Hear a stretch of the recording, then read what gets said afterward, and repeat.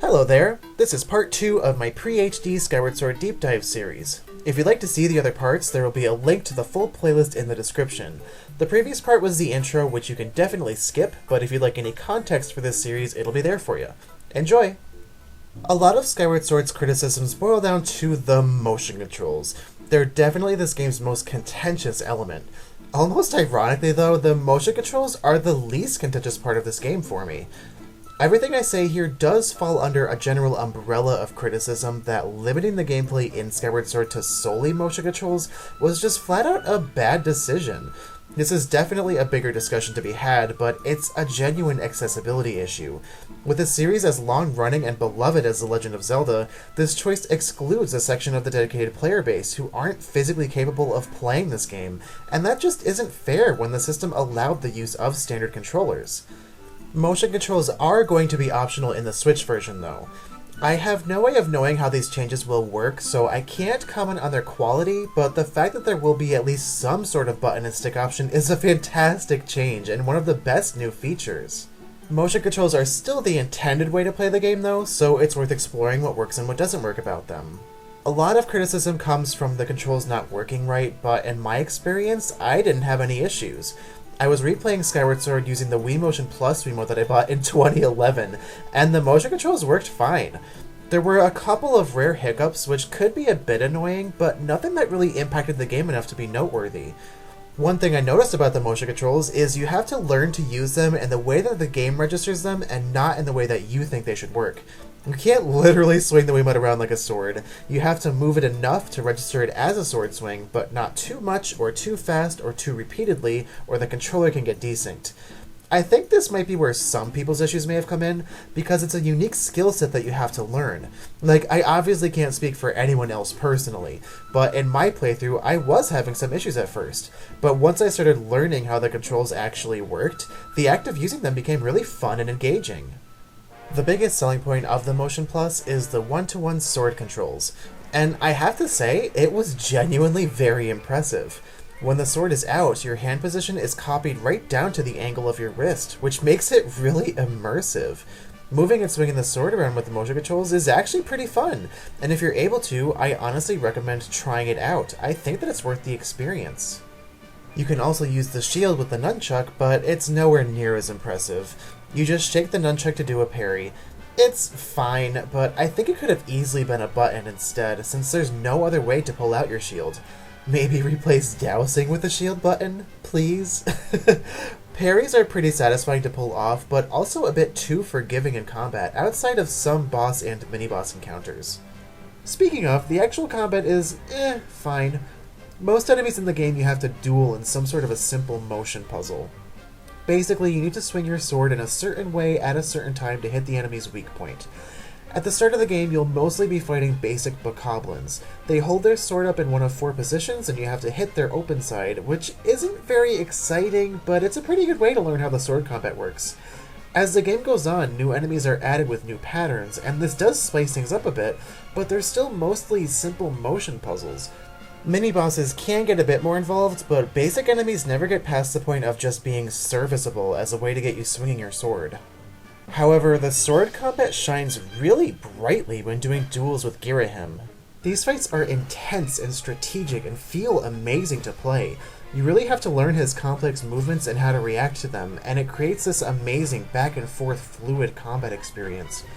Breath of the Wild's combat is fun because there's a lot of freedom to be creative, but on the other end of the spectrum, Skyward Sword's one-on-one duels with Girahim are an extremely honed and precise experience that is just so unique for a Zelda title and masterfully executed. The Girahim fights are definitely a huge highlight, but there are only 3 of them across the entire game, and including the final boss, these complex duels are too few and far between.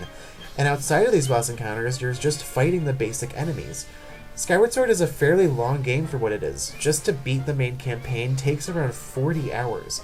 Because the game is so long, fighting basic enemies starts to get stale after a while. And yeah, new enemy types are added, but they don't shake up the combat system enough, and they don't replace the basic bokoblins, which you're still fighting en masse throughout the entire game despite them being so simple. To try and scale the difficulty, they start throwing more and more enemies at you at once. And this does make the combat harder, but not in a fun or satisfying way like with introducing new enemy types. The gameplay is specifically designed for one-on-one duels, so when you have to fight multiple enemies at once, it just doesn't quite work right. You need to focus on one enemy at a time to react to what they're doing, but that means that you can't focus on the others around you, which means you can easily get ganged up on, and it can get pretty frustrating at times. I never really had this issue in other Zelda games because the enemies weren't motion puzzles that needed to be solved. Breath of the Wild's combat often involves large swarms of enemies, but it's never really an issue because there are so many unique ways to approach encounters. In Skyward Sword, all you have is the sword. In other Zelda games, you get dungeon items that add variety to combat, but in Skyward Sword, most of the items are non-combative. It's obvious this was done on purpose to highlight the sword combat, and I think it succeeds on that front. The sword combat does shine throughout the game as the central mechanic, but because of the lack of creative liberty when it comes to combat, it has the unintended side effect of making the swordplay feel restrictive after too long of only using swordplay. You do get bombs fairly early on, but they're way too unreliable to be used effectively. And you get the bow as well, but it's one of the last items that you get. It makes sense that you get the bow last because it's the only other combat item, but I think getting it earlier would have helped the sword combat breathe a bit. I do think the motion puzzle approach to combat in Skyward Sword is fine. It's just the game's length that really leads to most of the issues with it. Despite not having much use in combat, Skyward Sword's dungeon items are actually a pretty big highlight on their own. Most of the items use gyro aiming controls, and these are great. You can center the gyro to a position comfortable for your hand, which I definitely prefer to using sensor bar aiming. There is a bit of a learning curve, and precise aiming can be a bit hard, but the game is usually pretty forgiving, and it works very well overall. There is one problem, which is that trying to turn the camera while using gyro aiming is very cumbersome, but this rarely comes up when using the dungeon items, since you're typically aiming at a single target directly in front of you. This is a very noticeable problem when using dowsing, which I'll talk more about later. The slingshot, bow, claw shots, and bombs are returning Zelda staples that are all great in this game and got some fantastic updates. The slingshot is usually replaced by the bow, but in this game it can be upgraded to the scatter shot that fires seeds in a shotgun blast, which really gives it a unique identity. The bow itself can now be charged up by holding A, or quick charged by pulling the nunchuck back while aiming. It's more efficient but also more difficult to pull off, which makes it satisfying to master. And getting both claw shots at once is also a nice change since you can fully utilize their mechanics right off the bat. Bombs get a number of great usability updates. They've been completely replaced by bomb flowers, which you can pluck and pocket even if their fuse is lit. They also have a throw arc now, which helps a lot for accuracy. Skyward Sword also added bomb bowling! I know it's a meme at this point, but I actually did enjoy the bomb bowling, it just was not used to its full potential within the game. The beetle is a new addition that replaces the boomerang. It's a drone that you operate with gyro aiming. Unlike the other items, I really did not like this one. It moves very, very slowly and can't turn on a dime, so you have to hold your hand still for long periods of time while little is happening. It functions fine, and the item itself gets a lot of really good usage, but it's just very boring and you do use it a lot. Both the Gust Bellows and the Whip are really great new additions. I loved using both of them.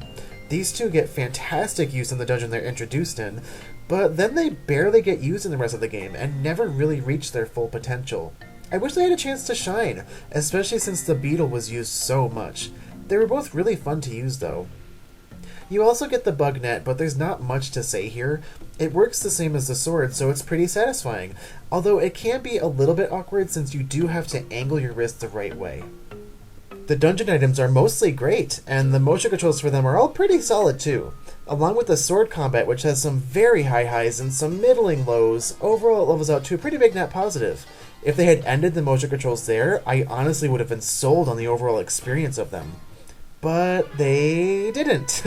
You use motion controls for almost everything in this game, and this is where some serious criticisms start kicking in. Unlike the sword combat and dungeon items, almost none of the other motion controls bring anything worthwhile to the table, and some are just outright terrible. First up, the flying. I'll talk about the sky itself later. For now, let me just say that the flying controls are not good. Flying involves pointing the Wiimote straight ahead and tilting it to turn, but you can't fly upwards by pointing up. You have to flap the Wiimote up and down like a bird flapping its wings. This is kind of funny the first time you do it, but almost immediately becomes very awkward and physically tiring to do. The flying is also very slow, and if you want to fly faster, you have to point your Wiimote at a downwards angle to do a speedy plummet. Not only does this put a lot of strain on your wrist, but you're also constantly descending, which means you also have to keep flapping your arm up and down. It honestly gets extremely uncomfortable for longer flights. I was dreading flying by only my second or third trip to the sky, which is not good in a game where you have to fly every time you want to switch areas. There's no good reason why you couldn't use the control stick and buttons to fly, since you don't use the control stick for anything while flying anyway. If there's anything worse than the flying though, it's the swimming. Again, you tilt the Wiimote where you want to swim, but you need to swim within a full 360 degrees, and you need to make accurate, sharp turns, which means you have to point the Wiimote to ridiculous angles, and it's legitimately painful. Plus, you need to use dash attacks by shaking the nunchuck, but they're hard to pull off with precision because there's no accurate way to face Link when using 360-degree motion controls.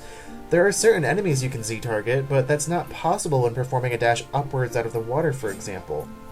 The swimming in Skyward Sword is one of the worst mechanics in any Zelda game, and it's utterly baffling, since both Majora's Mask and Twilight Princess had far better swimming controls using sticks and buttons. If they really wanted swimming in this game, there was already a blueprint for a better optional control scheme, and the exclusion of one is pretty inexcusable.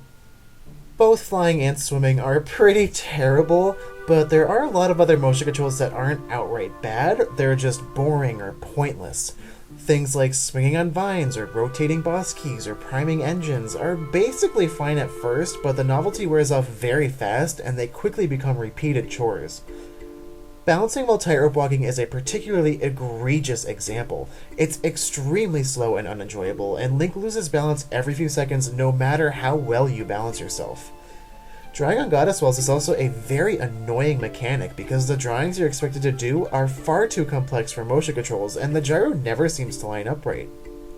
The harp is getting its section of its own later on, but as far as the controls go, you have to swing the Wiimote back and forth in time to a beat for at least 20 seconds if you don't make any mistakes. These sections are completely pointless and go on far past the point of being obnoxious. I'd be remiss if I didn't come back to dowsing here too. When dowsing, you enter a first-person view and use gyro aiming to search for a target in the environment. This is technically useful if you're looking for your next objective, but it's also very obtrusive since you can't do anything else while dowsing. You either have to walk around in first-person view to keep your target in sight, or you have to repeatedly stop and douse over and over again to stay on track. You almost always have a dowsing target during gameplay, and there are far too many times that the only way to find where to go is through dowsing. It gets extremely bothersome. All the random motion controls suck, but they aren't too bad on their own. The bigger issue at play here, though, is that when Skyward Sword overuses so many pointless and mediocre motion controls, the frustration of them accumulates over time, and honestly cheapens the impact of the actual good motion controls by quite a bit. After so much random swinging and balancing and flapping your arms and holding your hand at weird angles for extended periods of time, it just gets physically and mentally tiring. I know they wanted to show off all of the capabilities of the Wii Motion Plus, but I think seriously cutting back on all of the gimmicky fluff would have made the experience a lot more digestible. Like I said, a lot of Skyward Sword discussions come down to how well the motion controls work, but my problem with them was never that they didn't work, but rather with how much they were used in poorly executed ways and how much it dragged the whole experience of using them down.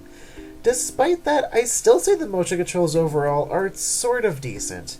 The one-to-one sword controls are fantastic, and they are a selling point just on their own. The gyro aiming for the dungeon items is great too, I really enjoyed it, but gyro aiming honestly could have been optional by using the control stick without really losing too much. The rest of the motion controls are badly implemented and do detract from the game, but it's not quite by enough to completely overshadow the positives. There's one other thing I want to touch on before moving on though.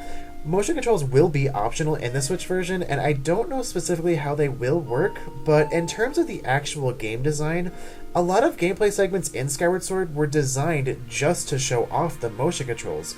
Activities like tightrope walking and playing the harp will definitely be less aggravating using sticks and buttons, but I also can't imagine them offering anything meaningful, since the whole point was performing the actual motion of doing them.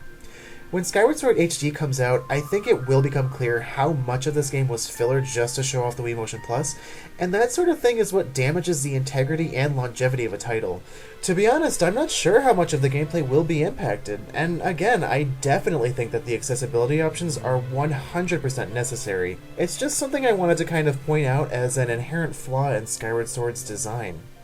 In the next part of this deep dive, I'll be talking about various other game mechanics and systems outside of the motion controls, things like stamina, shield durability, and the inventory system. There will be a playlist in the description that'll update once that part is completed. Thanks for watching, and hope to see you there!